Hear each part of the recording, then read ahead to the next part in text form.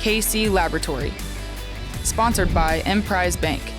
It's the KC Laboratory presented by Emprise Bank. You deserve a checking account that always goes for 2, as in 2% cash back. Earn more on everyday purchases with a cash back checking account at Emprise Bank. Visit emprisebank.com. Member FDIC, our partner in Possible. Really appreciate them. All they've done for KC Sports Network, KC Laboratory. It's been really great to partner with them. And it's always great to partner with my dear pals here. First, find them on Twitter at Chief in Carolina. Maddie Lane. Hello. Kate, do you know what's really great about Emprise and this 2% cash back? We could pool our 2% cash back together and use that to bring Odell Beckham Jr. to the Kansas City Chiefs because we're getting so much extra back from Emprise Bank if you use them. So, this is great. But here it is. If you're a Chiefs fan and you want Odell Beckham Jr., you need to go get with Emprise Bank right now. Literally, stop this podcast, go drive, get this figured out, get on Emprise Bank's payroll right now. We'll get them on your payroll since they're paying you money practically just to use them, guys. Let's go. Craig, get out there. You're close.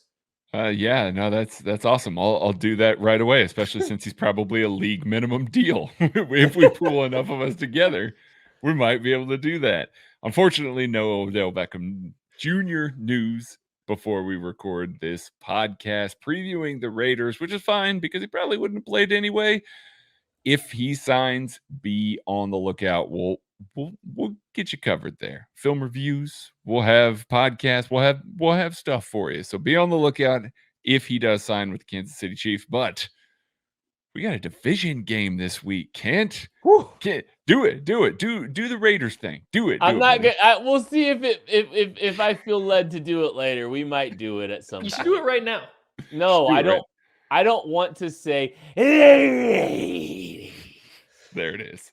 I'm actually pretty pumped up about this one. I genuinely want to bop these nerds in Vegas. Oh, I just, the Raiders, okay, Raider Week was like this massive thing with Marty, and it feels like maybe different iterations of the Chiefs fandom maybe haven't kept that same energy, and like it kind of there's some variations and some fluctuations to it.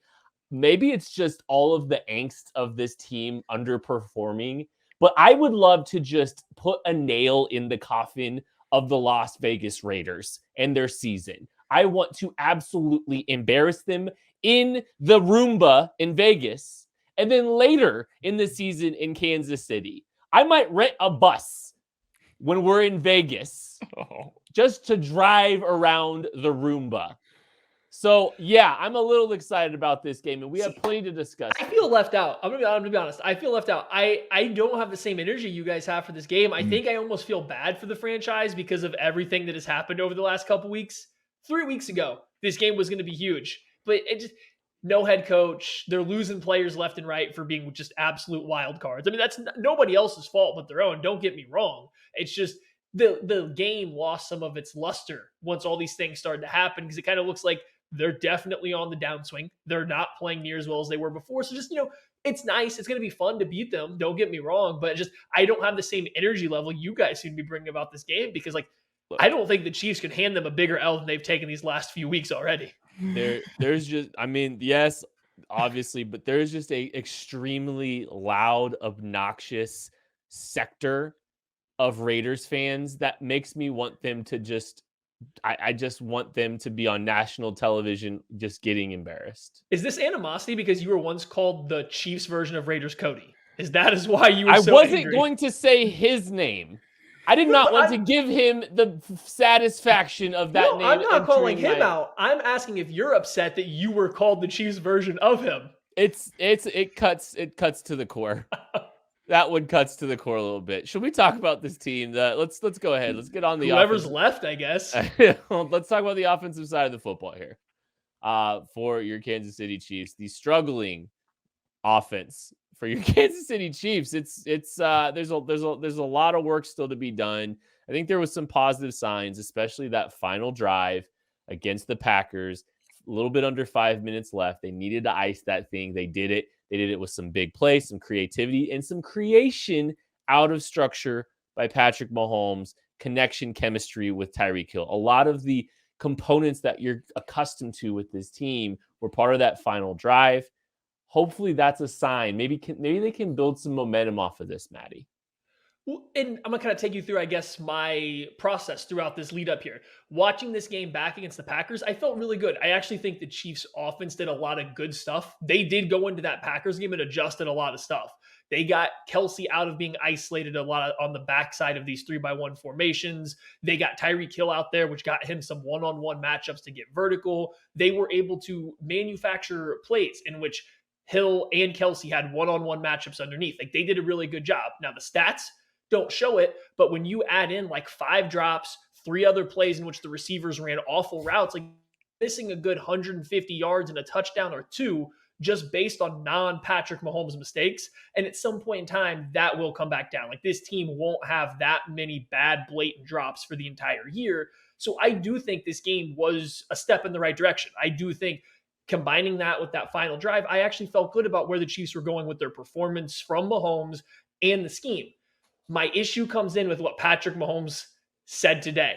I don't like that he said a singular third down throw to Tyreek Hill on the final drive of that game.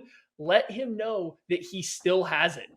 That bothers me. I don't like to hear him say he had to be reminded at that point in time that he still has it. That's not great. And I've been saying it for weeks. I don't think he's been throwing confidently. He pretty much just confirmed it. Hopefully this is true. Hopefully he did just get reminded he still has it, but now we have to put confidence issues right up at the top of the list every single week. If the Chiefs start slow, what does that mean for his confidence? Where does he go from there? Is he going to all of a sudden revert back to the unconfident player we've seen the past few weeks? I don't know. So that does make me really nervous leading into this game. I mean, it kind of latches up with some of the stuff that we've seen, you know, when they're in their first 15 and they're moving the ball really well, and then they have some of those turnovers at the end of those early drives. Now, all of a sudden, you see them pressing immediately. Like the confidence just falls off. Now, it was really good to see him get really excited after that throw. Like, you could tell that was angst. That was a lot of emotion that he put into that throw. He needed that, and I get it. So from that standpoint, I understand what he's saying. He needed that to feel like he could again. But when you've got a quarterback that's that good, you don't want him to have that in the back of his head. You don't want him to be overthinking things, because that's what it looks like right now with this offense, that he's overthinking everything. It's not just get back to the top of the drop, fire. It's, okay, where are my tackles? Am I dropping too deep? Can I escape out the front of the pocket? Is Probably this guy going to just be throw it open? in the flat right now? Just dump it. Yeah, can I check it down right now? Is that guy going to pop it up into the air and have another intercept? Like, you can almost see the gears turning, and it's not quite as loose. It's not quite as free. And I don't mean from the standpoint of chucking balls into triple coverage or anything like that. I just mean the way that we've seen Mahomes play in the past, with confidence, with some swagger to him, like the confidence that he's going to be able to fit that ball in there, that everything he does is going to work. Because frankly, it still will. We got to see glimpses of it. It still will. But are we going to see it this week? Is he going to be able to build off of it? They need it this week. They need to put that on a divisional opponent, especially one that hung with them a little bit last year. They really want to put a good performance on him, and he really needs it for his own confidence. We talked about it a lot. I think I talked about it during the show earlier in the week. It's that keep firing mantra has been part of the DNA of this offense for the last 4 years. That Andy Reid always preaches it, and so does Patrick Mahomes. And that doesn't seem to be something that is actually happening consistently. He's not as confident delivering the football. And I think every admittance that you kind of saw here, and the just expletive laden frustration fist pump that you saw at the end of that game, like, was that what woke him up? You wonder. And you saw, like, that's the standing image of that game. That could be the standing image of this season. If we see him go out this week and continue to build on that final drive, and that would be fun. It's just fun to know that he kind of reminded himself that he's Patrick freaking Mahomes. And that's what I'm excited about. And hopefully that continues. And hopefully he's attacking the linebackers in coverage, right, Maddie? That's where the Raiders have been by far the worst in coverage so far. Their two Which is starting surprising a linebackers. little bit. Yeah. But it's not. The Raiders linebacker coverage has been bad for years. And like the whole point of bringing in Corey Littleton was to get this good coverage linebacker because that's what he was for the Rams. He has not been that through 2 years for Las Vegas. Right. He's their most targeted player. Denzel Perryman's actually kind of passed him in terms of playing the most snaps. So Denzel Perryman, of all people, is getting coverage snaps over Corey Littleton at times. Like, you got to think about that. Neither one of them are good in coverage. You can lump Jonathan Abram in there too. That's the 3 most targeted players for the Las Vegas Raiders defense right now. And it makes sense. They're all linebackers. Jonathan Abrams is kind of athletic, but the other guys aren't super athletic. They can be taken advantage of in space with routes. Like, this is a good matchup for a Travis Kelsey. This is a good matchup for Byron Pringle when you're working him out of the slot, Tyreek Hill when you get him in there. This is a matchup the Chiefs should be able to exploit. The problem is we've seen a couple of these matchups come and go, and the Chiefs haven't been able to find a great way to do it. Teams have found success pressing Kelsey at the line of scrimmage with these bad coverage players. They just literally walk up to him and grab him. Penalties don't get called. There's help defenders over the top, so they're not afraid to get beat. The Chiefs got to be a little bit more creative, kind of like they were against Green Bay, but force these linebackers to actually run with some of these players because they've proven time and time again they simply can't do it without Damon Arnett. Not that he's been good, but that does take another player off the outside spot. So like there is some other weaknesses, but you really should attack this team essentially how you would attack the Chiefs, right up the middle, throwing at these linebackers, try to make them play in space as much as possible. And if the Chiefs can continue what they did against the Packers, I do think they'd have a big game that way. And you might see a little more cover 3 than what you've seen out of teams that have played the Chiefs so far. I say might because there's been a lot of teams that have come in with very strong tendencies that just completely abolish them for, some too high stuff. But if they see a lot more cover 3, might be some more static stuff underneath from those linebackers. Run some play action drags with guys out of the slot. Have Travis Kelsey try and carry him up the seam a little bit. Force those guys to run with these superior athletes that the Chiefs will have in those positions. We've seen sometimes, especially out of a Gus Bradley defense, sometimes playing that 3 deep shell and giving space, knowing that Tyreek Hill has the ability to go vertical and you've got to keep a lid on top of it. That gives some space underneath, especially even more so than you would expect between the linebackers and the safeties. That is prime position to attack this team. Just like it's prime position for, too high stuff as well. But, it doesn't really matter.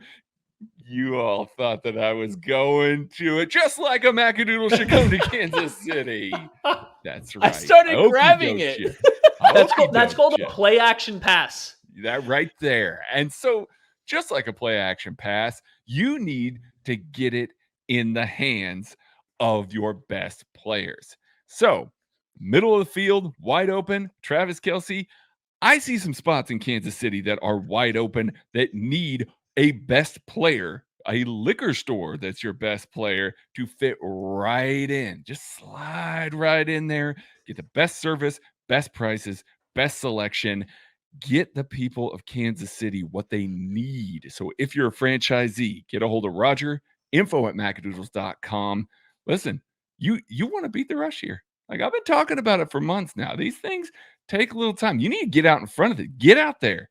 Be the one, because the first one, guess what, guys? That's going to do a ton of business. So get it in there, just like you want Travis Kelsey in the middle of the field off a play action pass. Still waiting to confirm if Macadoodles will change the face of all the Kansas City locations to Craig. All right. So look, Max Crosby, I know we probably don't have the best receipts around here. Pretty good pass rusher. And honestly, this Raiders pass rush has some juice a little bit off the edge. It's going to be interesting to see if the Chiefs can hold up against an imposing challenge, especially with Max Crosby, Maddie.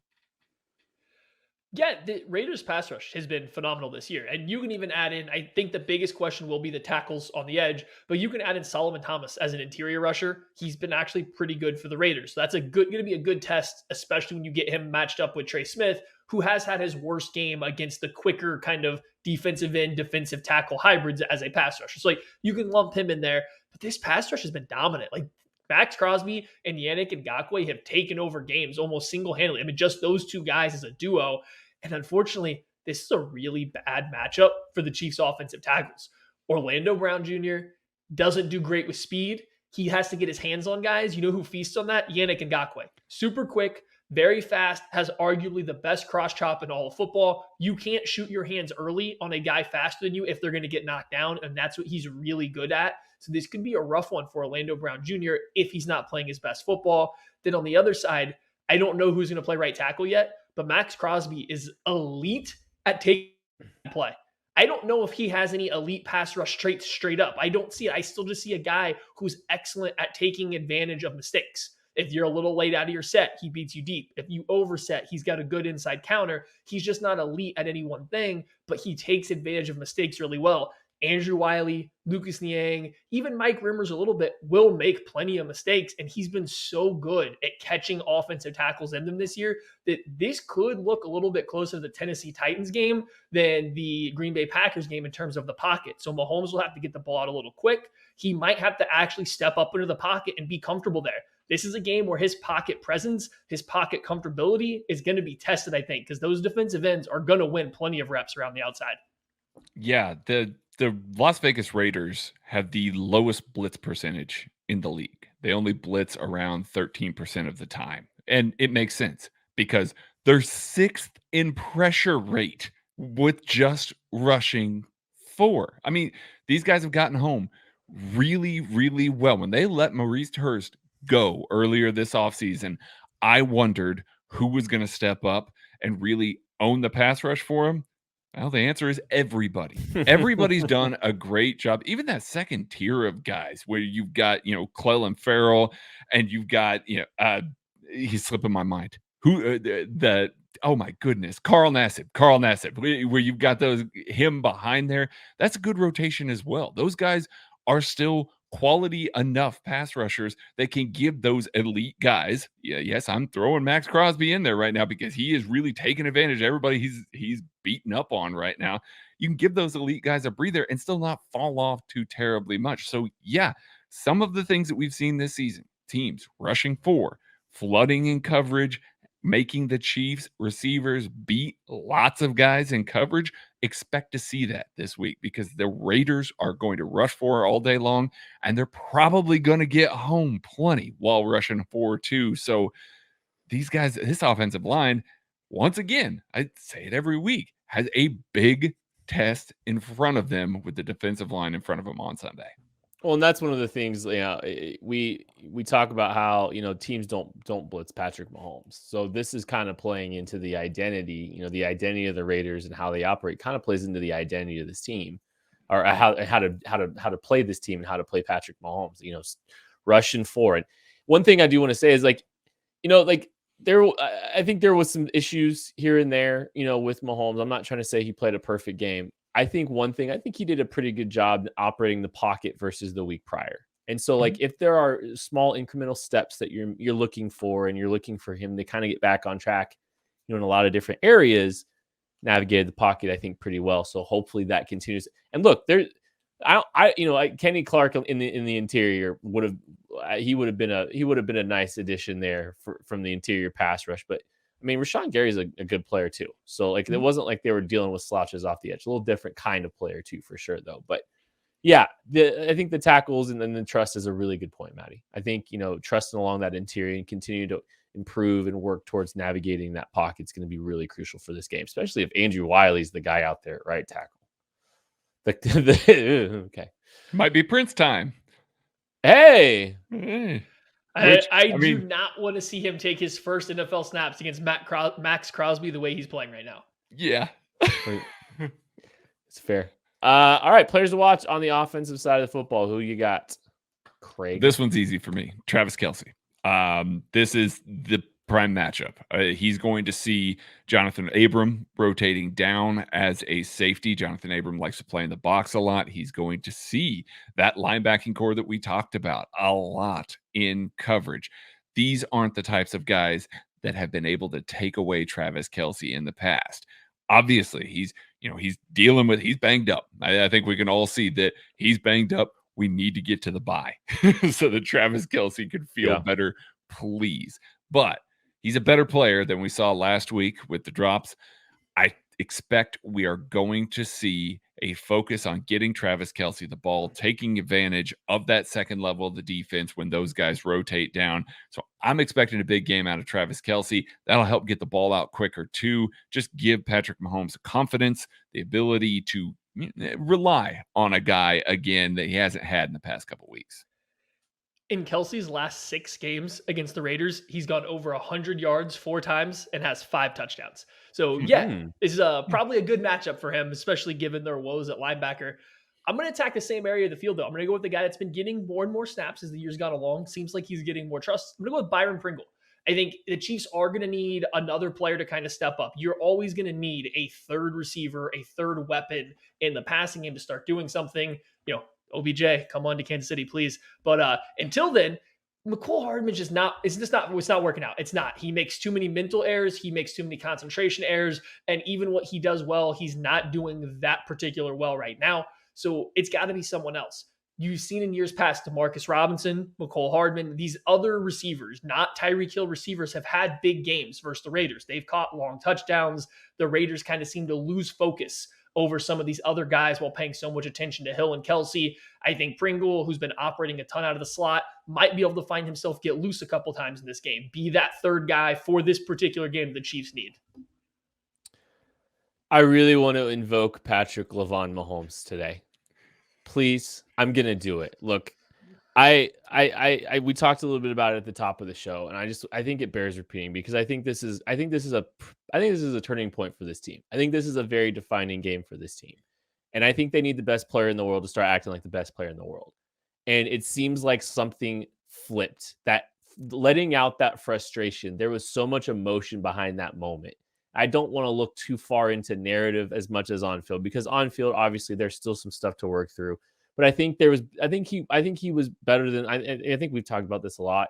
I think he was better than, maybe some of the narratives out there were. The statistics didn't look great, but I think there is growth and steps towards being the guy we know he's capable of. And it does seem like there is some some confidence issues at times on the field. If some of those got fixed with that scream of excitement, converting that 3rd and 10 to Tyreek Hill to ice a game, to win a game, to get that feeling of winning a game for the 2nd straight week. If that's the start of something special, this could be a really fun end of the season. And I think this is a defining opportunity for him to go out and change the narrative this season and get this team back on track. And it's going to start with him. It was always going to start with him. It will always start with him for the rest of his time in Kansas City. But I really want to see it on Sunday on national television against the biggest test of their season, and this team with all the failures that this team has had against winning records and teams with winning records. This is a massive, massive test because we're running out of tests. So go out, be Patrick Lavon Mahomes, be the best player in the world. Let's get this thing back on track. All right, let's talk about the best unit on this football team, the defense. About time. Special teams. We saved them. Well. Nope. Still. Nope. Refuse. Big Tommy T. Yeah, Shout that's out Harrison Butker. Tommy Townsend, Harrison Butker. Good at football. Now let's move on to defense. Segment over.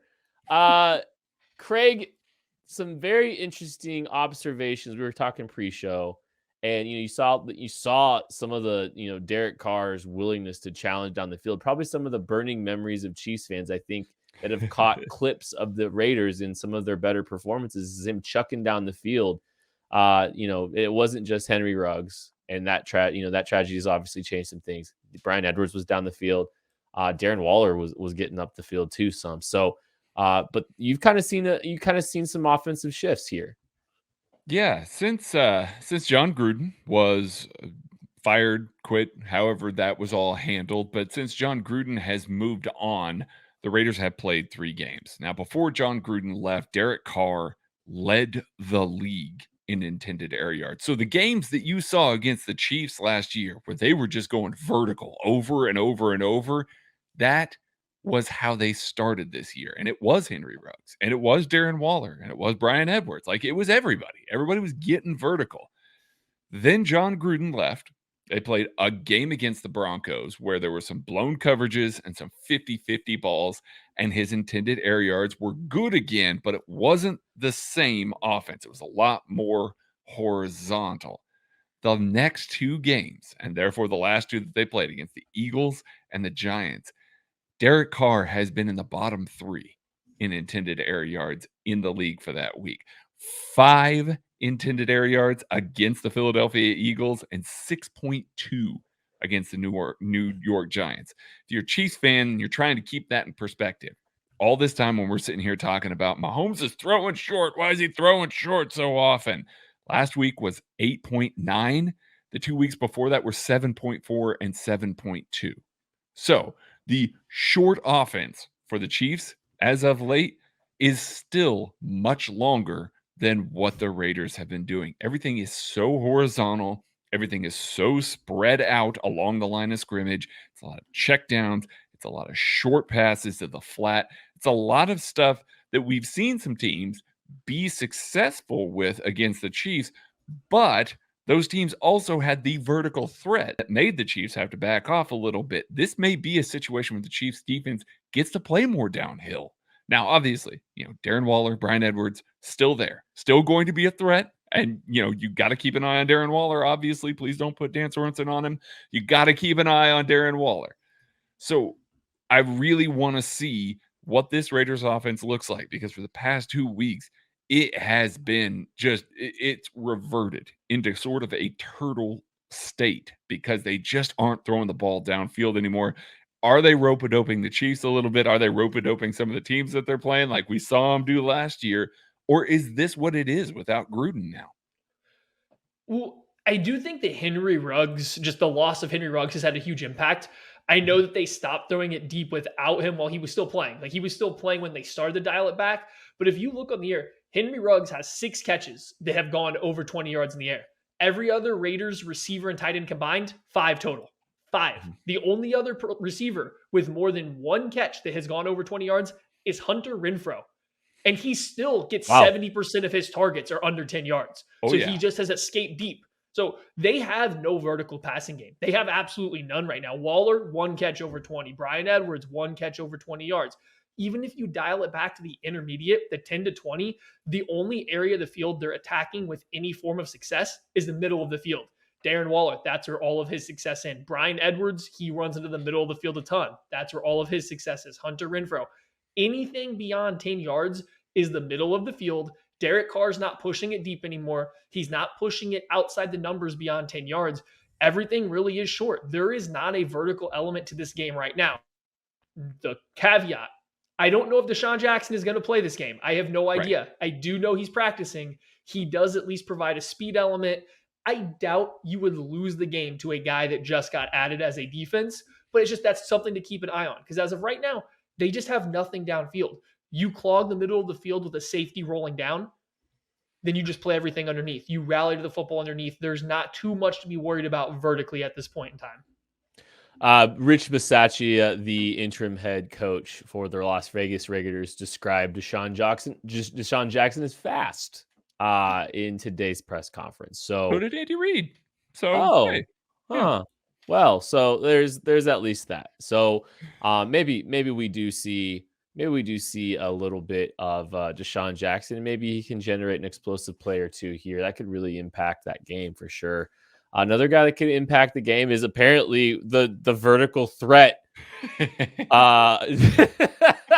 Wild, huh? For the Las Vegas Raiders, Hunter Renfro, a beast in crucial downs, in crucial areas of the field. He's got this nasty little, I don't know what you call it, a lasso route, a whip route, whatever you want to call it. It's the Hunter Renfro route for what I'm considered. And hey, credit to him, because that accountant can run some routes in the slot. Yeah, he can. He's Craig's age. He's savvy. Listen, A lot You of got to life be wily. experience. When you lose your athleticism a little bit, you got to be wily. No, that's not fair to Hunter Renfro. He looks great. He really does look great. And Derek Carr looks his way when he's in those gotta have it downs. We saw the Chiefs get into a lot of third and medium situations against the Green Bay Packers this past weekend. I would expect that with Josh Jacobs to, he's a good running back. They're gonna earn some chunk yardage on first down.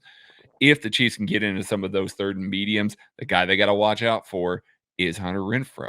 He does a lot of, like Kent said, those little lasso routes, fakes outside or fakes inside, cuts back inside, kind of a double move there. He also gets vertical by selling that he's going to break off into a dig or an out route and gets the receiver to kind of break, or the receiver that gets a quarterback to break down. Then he goes vertical again on a double move. He's just very good at those slight movements, those shoulders, those hip movements, the things like that cornerbacks typically key off of. He's really, really good at leveraging those against him.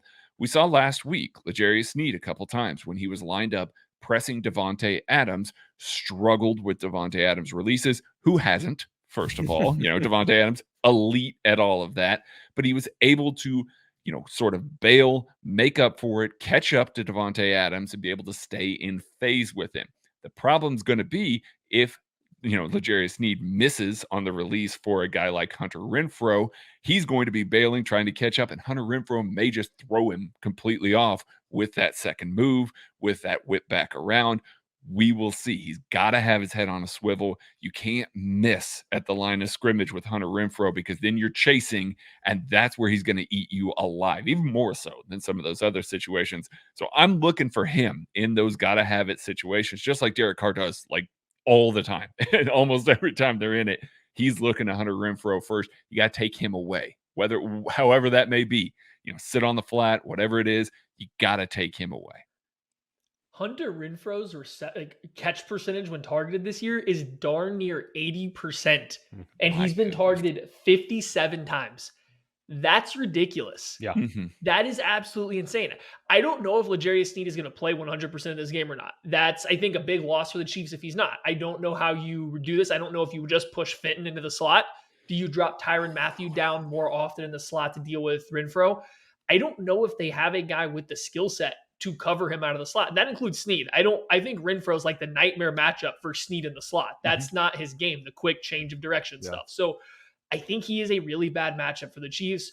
Like I said, the good news is he mostly operates over the middle of the field. You can try to funnel him to help. Just play hard leverage, play hard outside leverage, force him into the middle. Don't fall for the double move stuff. Don't let him get outside of you, because that's where he can turn a 5-yard gain into a 12-yard gain because you get beat. So just play your leverage, play sound. But if Sneed can't play, who do you guys want to see in the slot this week? Like, just quickly, who do you want to see try to cover Hunter Renfro? Oh my. I'll put Fenton there, and I'm gonna have him press. I'm gonna have him play as physical as he possibly can, but get grabby for all I care. Halo Tech, let's go. Yeah. Hey, yeah. I'm fine with that. It's our turn to Halo somebody. Yeah, and then it's probably Mike Hughes on the outside, which I don't love, but you gotta compromise somewhere if you're moving Rashad Fenton inside. All right, so fun fact for you, fellas. Hunter Renfro last season, 1 catch, 42 yards in the first game in the win against the Chiefs, where they drove the bus around the stadium, and then 2 catches for 37 yards. So I find that extremely interesting. But yeah, we'll see if the Chiefs are able to kind of keep him corralled. We'll see if they can reduce the explosive pass plays of Hunter Renfro. Honestly, it's only been 3 attempts and he's caught 2 of them. And funny, very Hunter Renfro-y, the average is 24 yards. So the ball has to travel over 20 yards in the air, and still the average is 24 yards. So, yeah, he gets tracked down at 24, catches his at 20, and then just gets flown forward. He does catch them. But he catches them. He's the only one with over 1. Like Darren Waller, everybody thinks is a super athletic vertical tight end, and he is. Don't get me wrong. But he's like 1 for 6 on the year on passes over 20 yards. Like, wow. Hunter Renfro's the next most catches over 20 yards for the Raiders beyond Henry Ruggs. The one I'm surprised about is Brian Edwards. I thought he was getting a little bit more vertical than that on some catches. I thought he'd made Targets, a couple more just plays. no catches. 1. Interesting. You know what else is interesting?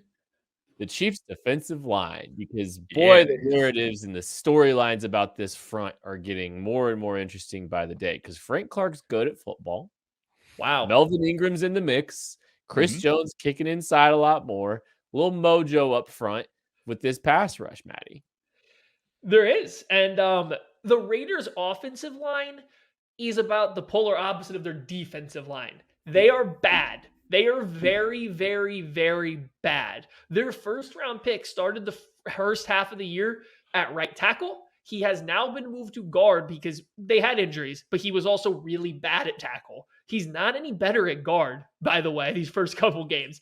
The right side of their offensive line is bolstered by Alex Leatherwood and Brandon Parker. Neither are good. Their left guard is, I forget, a kid out of Clemson, John Simpson, maybe. Yep. Yeah, I'm probably wrong on this name. He's playing left guard. This offensive line's bad. Chris Jones on the interior should eat these guys alive. His speed against some of these interior, against Leatherwood versus Simpson, should destroy them. It doesn't matter who you put over Brandon Parker, whether it's Ingram, Mike Dana, even Frank Clark. They should all have big games. The only offensive lineman they have that I think can even remotely compete with the talent at the way the Chiefs' defensive line's playing is Colton Miller on the left side. And even he still does struggle with power some. I could see a Melvin Ingram. I could see a Frank Clark getting him once or twice in this game. If you make Derek Carr feel pressured, the moment Derek Carr feels any level of pressure, this man turtles up faster than Alex Smith ever did in his time with the Kansas City Chiefs. He is the easiest to rattle quarterback in the NFL, bar none, and this offensive line in front of him does him no favors. Yeah, well, and this was a strength last year for the Raiders, and they got cute. And they tried to do some, they moved on from Rodney Hudson without really any financial need to. Richie Incognito, I believe, is out for the year. And this team, this fell apart up front. Like, just absolutely fell apart. On purpose. And it feels like a hint of intentionality. Because, like, they were like, we don't need good football players. We have, Andre James. So... yeah, I do think that this, like, I have a player to watch later. Like, that's kind of I have a player to watch later. We'll get there. Alex Leatherwood has given up 33 pressures. 33 yeah, but most pressures. of those were while he was still at tackle, correct? He's like bad at 10 football. Quarterback hits. He might be a bigger bust than Damon Arnett. And I just had to get a Damon Arnett joke in there because he stinks. Well, Craig, he has given up 3, 5, 9, 15 pressures in 4 games at right guard. So okay, well, it stands to reason that he's been about the same. So, I mean, the Raiders have done a little bit better job of protecting Derek Carr over the past 2 weeks. Probably got a lot to do with the fact that he's getting the ball out quickly and horizontally. Maybe that's why the deep shots aren't there. Yeah. So they haven't given up a ton of pressures by comparison. I mean, Derek Carr was getting sacked relentlessly earlier on in this season. Again, longer dropbacks, things like that. Just 1 sack over the past 2 weeks against the Philadelphia Eagles, the New York Giants. Chiefs just got done playing those 2 defensive fronts. You know that they're good. They've got some good pieces on both defensive lines. Neither one of them was able to really affect Derek Carr in the way that he was earlier on in the season. However, Melvin Ingram. My goodness, Melvin Ingram is a Raider killer. I don't know if you guys know this, but Melvin Ingram has 10 sacks in his career against the Raiders in 16 games.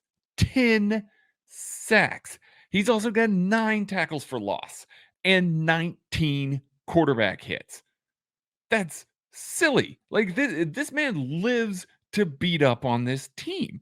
And now he's going to line up against, opposite of Frank Clark, a man who is playing the best that he has coming into any Raiders game that he has played in his career in Kansas City. Everybody remembers him beating up on Colton Miller early on, but when he was in Seattle, everybody saw the clip because we all posted it. I posted it. It was great. He dominated Colton Miller. He handed his ass to him with power. We haven't seen that Frank Clark since then.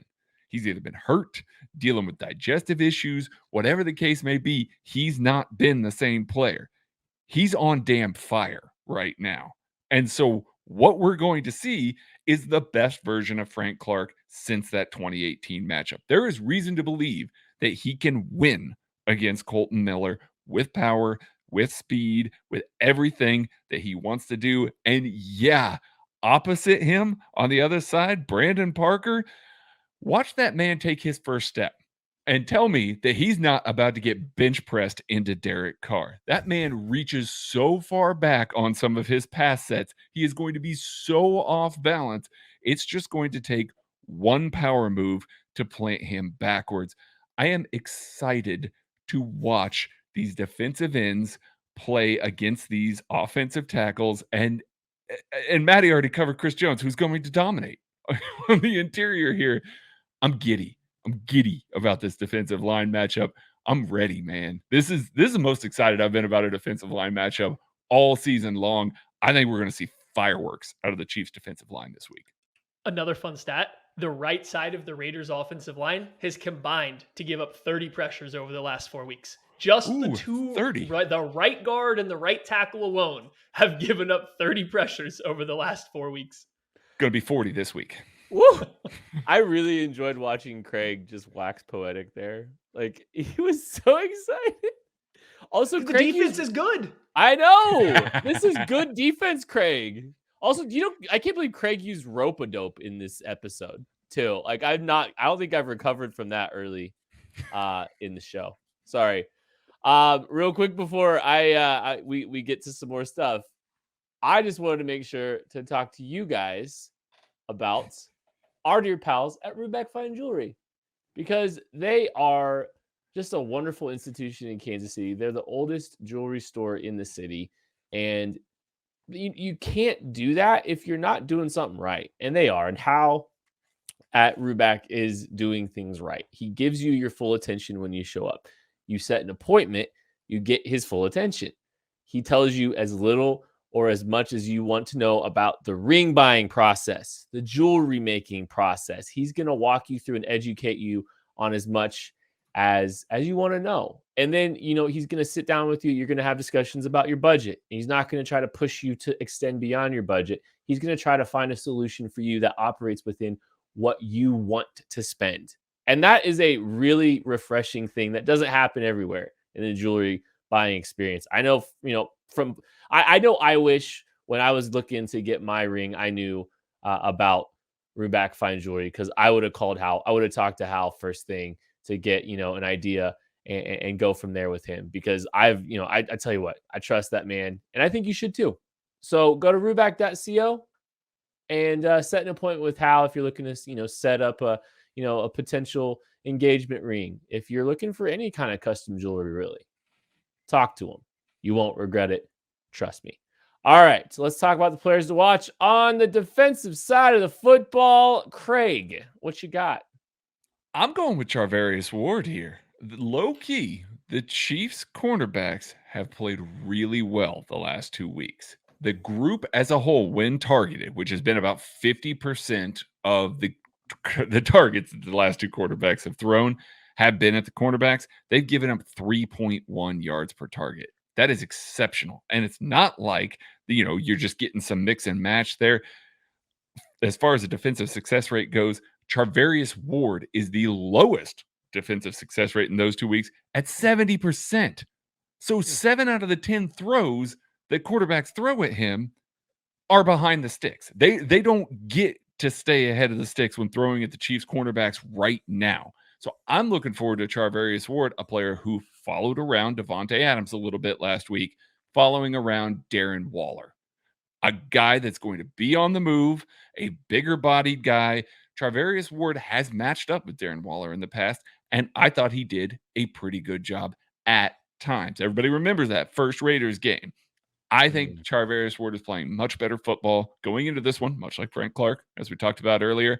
I want to see him matched up against Waller, because I feel like the Chiefs will trust him, especially if the defensive line is doing their job, will trust him to stay in phase for long enough. And my man got his head around to locate the ball last week. So I'm looking forward to that again. A big, long guy that can win at the catch point against another big, long guy. That's an interesting matchup. I had him pegged to just kind of be on Brian Edwards, which is a great matchup for Charvarius Ward. Like that's a matchup made in heaven for him, but Darren Waller is a bigger challenge. That's a good one. I'm going to go with the next most likely guy to be on Darren Waller at times. I'll go with Willie Gay.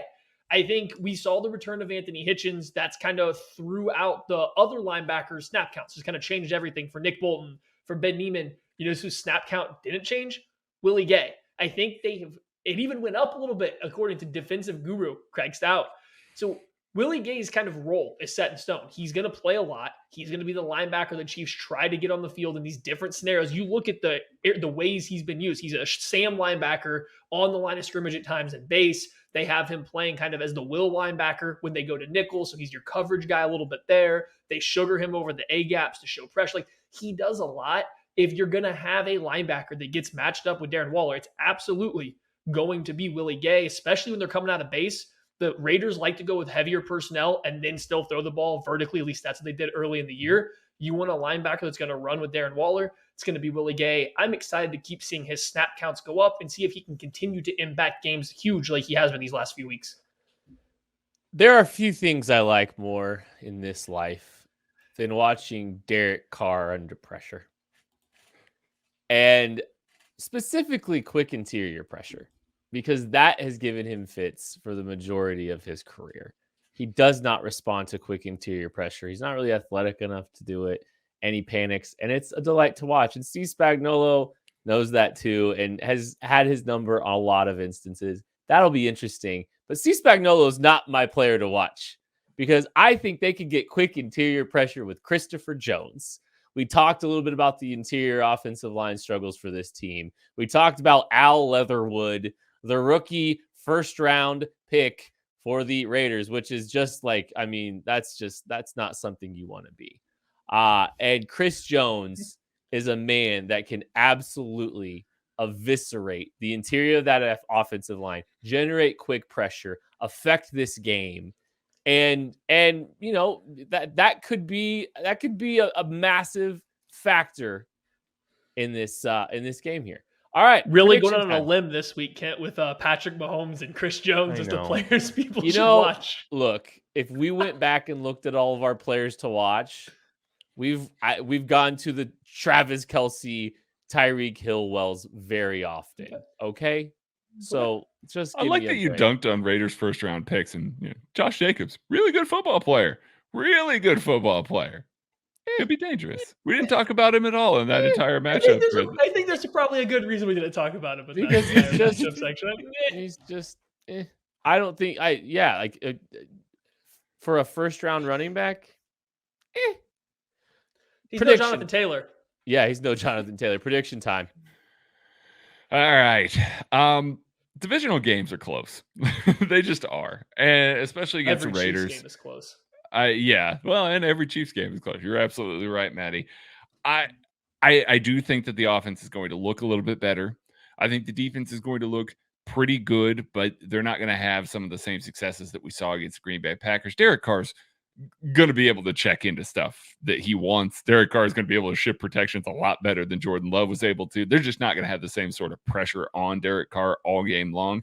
I do think the front four will win enough, though, and I do think the Chiefs offense will do enough without looking completely dominant. So I've actually got a lower scoring game here. Got the Chiefs winning this 24-21.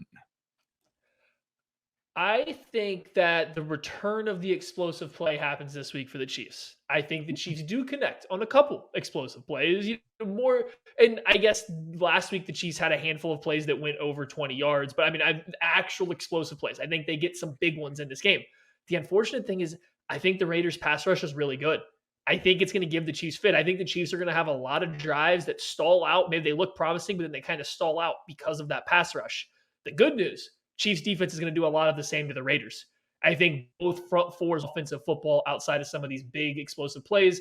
I think I have the Chiefs taking this one 27-23. But I'm with Craig. I think it's going to be a close game. And I think it's going to be the story coming out, despite the score, is going to be about the defenses and not the offenses. I don't think so. Classic offensive guy. I think this is a week that the Chiefs start snapping out of some things. I do think that some of the emotional indicators that you saw, I think some of the improvement from Patrick Mahomes, I think more things come together this week. And yes, this is a good pass rush, and it's giving them fits. And I think they were one of the teams that did a really good with some of the rush paths in the past with Mahomes bouncing out of the pocket. So I do think he'll get got a couple times, but I do think he's going to go out and he's going to make some plays. He's going to make some big plays. The Chiefs are going to put 5 touchdowns on the board. I think the Raiders score 30 points, but I think the Chiefs win 35-30. And then we turn to a pivotal matchup against the Dallas Cowboys. That is going to do it for the KC Laboratory game preview of the Las Vegas Raiders in Vegas. Thank you so much for watching, listening. Be sure to follow us on the KCSN YouTube, Instagram, Twitter, all that good stuff. We love you. Appreciate you. We'll catch you later. Everybody on the bus.